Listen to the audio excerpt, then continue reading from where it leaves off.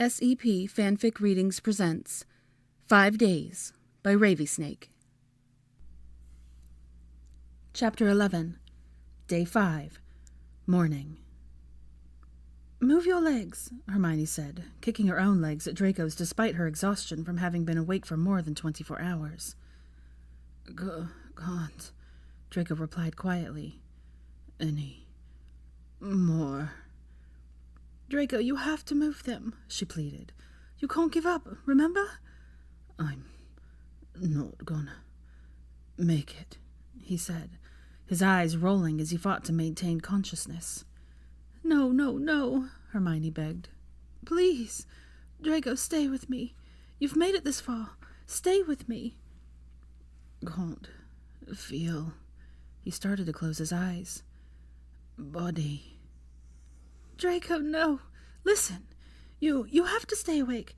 I don't have the strength to revive you again. Draco."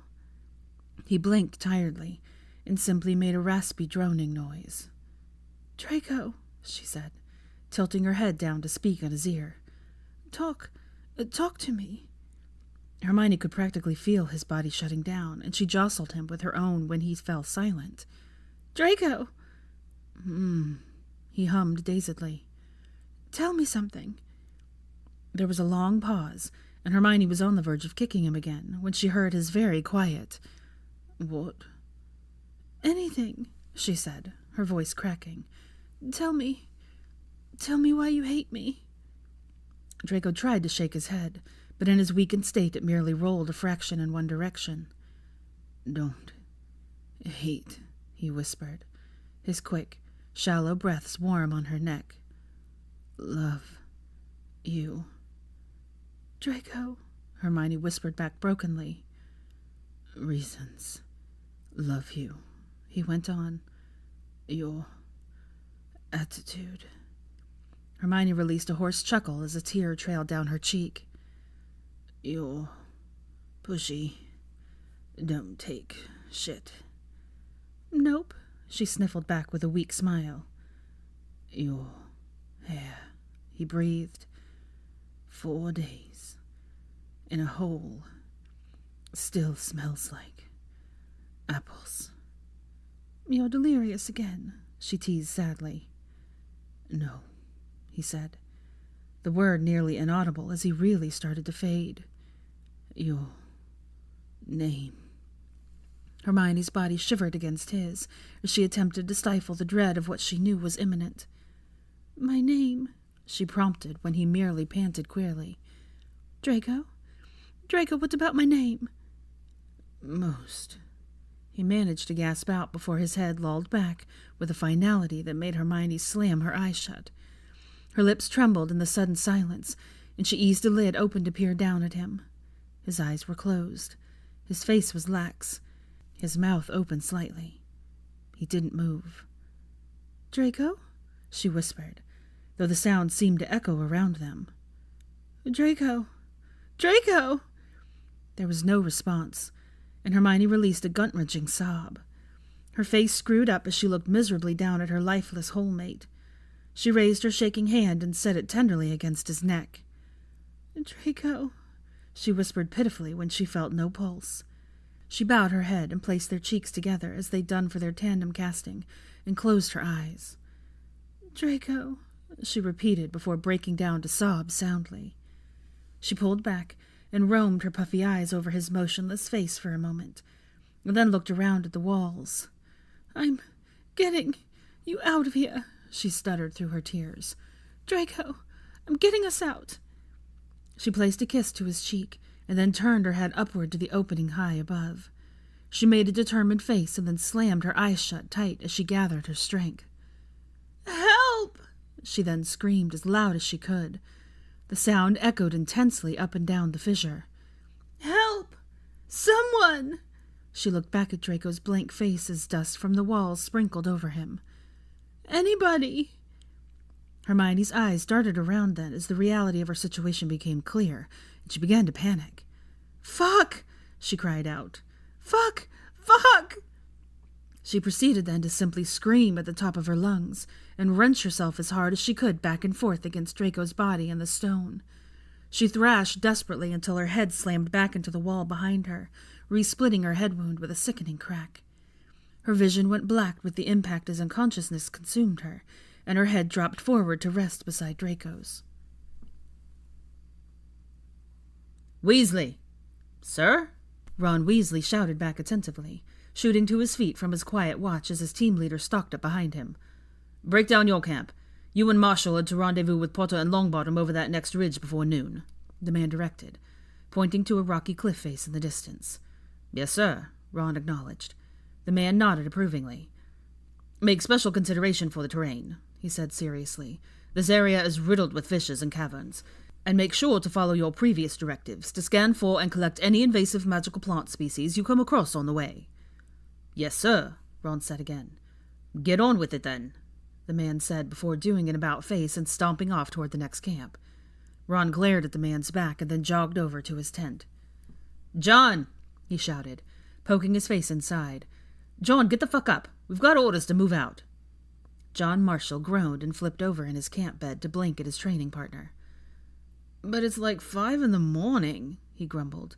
Ron stepped into the tent and immediately snatched up his rucksack and began levitating their rations and supplies into it. "Just get up. We've got to meet Harry and Neville on the other side of the ridge by noon," he explained as he worked. John groaned again, but finally pushed himself out of the low bed and stepped up to assist Ron. "You finish up in here," Ron said, hefting his pack over his shoulder. "I'll start lowering the wards." John nodded at him, and Ron ducked back out into the air and immediately halted in his tracks and dropped his pack when he heard a faint scream. He tilted his head outward, listening for the sound again.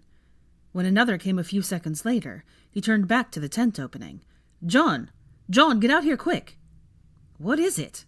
John asked in alarm, pushing out. I think I heard a woman screaming." John frowned at him. "Out here. We're in the middle of nowhere. There it is again," Ron said, taking off in the direction of the sound, wand at the ready. John ran after him. "This is probably a surprise exercise," he said. "A test to see how we handle emergencies on the go." "I don't think so," Ron said, slowing to a stop when the screaming suddenly died off. He squinted his eyes through the early morning light over the formidable landscape as John came up beside him. It sounded real. John, too, scanned the area with narrowed eyes. "I don't hear anything." Ron pursed his lips and started tromping through and over the rocks and grasses around them as he continued to search about. He pointed his wand out before him. "Hominum revelio," he shouted. At once, a glowing orange orb burst forth from the tip of his wand and sped across the expansive field. Ron and John both watched it travel and then suddenly stop a little ways in the distance, hover for a second, and then plunge and disappear into the grasses. "There!" Ron declared, pointing in the direction that the orb had gone. They both took off running to the area. "There's no one here," John announced in the frustration when they reached where they thought the orb had led them. Ron furrowed his brow deeply and cast his gaze about at the many plants obscuring the ground. "The spell said there is," he said surely. "Start looking." He began scouring the area. John started in the opposite direction to cover more ground and suddenly called out. "Hey, Ron, look what I found," he shouted, holding up a leather-bound journal. Ron hurried over to him and took the book in hand.